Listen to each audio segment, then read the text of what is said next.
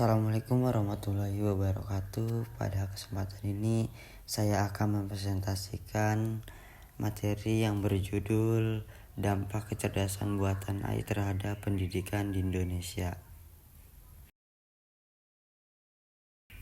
Itu latar belakang perkembangan kecerdasan buatan saat ini berlangsung sangat pesat dan telah diterapkan berbagai sektor kehidupan. Yaitu yang kedua, bidang pendidikan. AI membuka peluang baru namun juga tantangan. Di bidang pendidikan, AI mulai digunakan dalam proses pembelajaran seperti pembelajaran digital, sistem penilaian otomatis, dan aplikasi pembelajaran berbasis teknologi. Yang ketiga, diperlukan analisis untuk memahami dampaknya terhadap sistem pendidikan di Indonesia. Kondisi ini membuka peluang besar untuk meningkatkan kualitas pendidikan di Indonesia, namun juga menimbulkan tantangan yang perlu diperhatikan secara serius. Selanjutnya, rumus masalah. 1. Kesenjangan digital antara wilayah. Kedua, ketergantungan terhadap teknologi. Ketiga, potensi menurunnya kemampuan berpikir kritis siswa. Meskipun AI memiliki banyak manfaat, penerapan di dunia pendidikan di Indonesia masih menghadapi berbagai masalah. Salah satunya permasalahan utama adalah kesenjangan digital antara wilayah, di mana tidak semua sekolah memiliki akses teknologi yang memadai.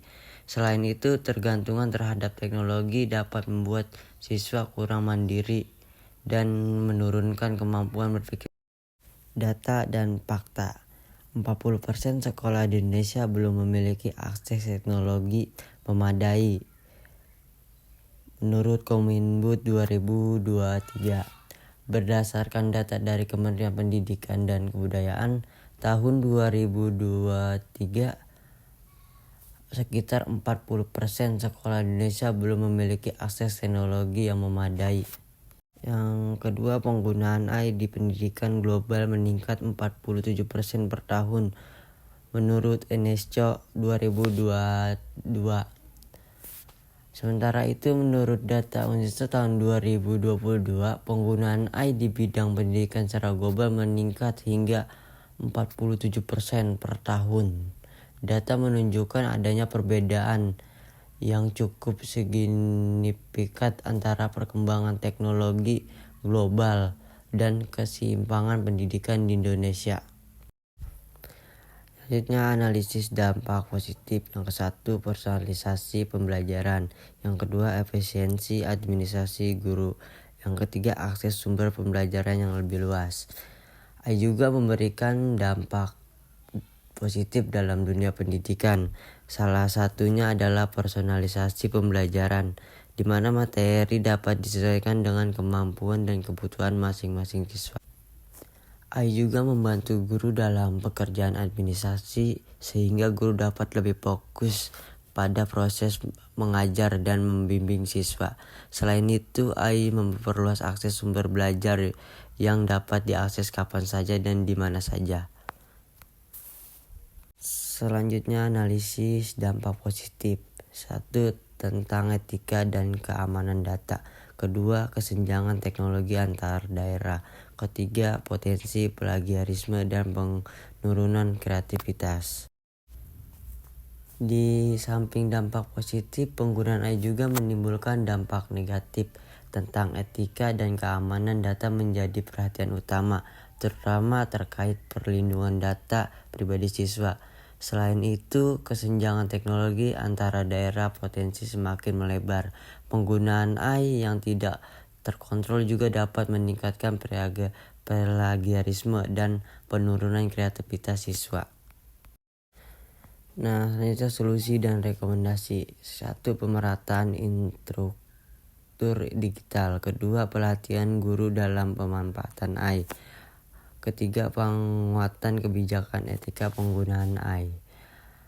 Solusi dan rekomendasi. Untuk mengatasi permasalahan tersebut diperlukan beberapa langkah strategis. Pemerintah perlu melakukan pemerataan infrastruktur digital agar seluruh sekolah memiliki akses teknologi yang setara. Guru juga perlu mendapatkan pelatihan agar mampu memanfaatkan AI secara bijak dan tergantung jawaban. Selain itu, diperlukan kebijakan dan pedoman etika yang jelas dalam penggunaan AI di dunia pendidikan. Selanjutnya, kesimpulan penelitian. 1. AI membantu peluang besar bagi pendidikan di Indonesia. 2. Namun diperlukan mitigasi untuk mengatasi risiko. Kolaborasi pemerintahan, pendidikan, dan masyarakat penting. Namun penerapan AI harus dilakukan secara bijak agar dapat negatif dan minimalkan. Oleh karena itu, kolaborasi antara pemerintah, pendidikan, dan masyarakat sangat penting untuk memastikan pemanfaatan AI yang efektif dan berkelanjutan. Terima kasih atas perhatiannya. Sekian video kali ini. Wassalamualaikum warahmatullahi wabarakatuh.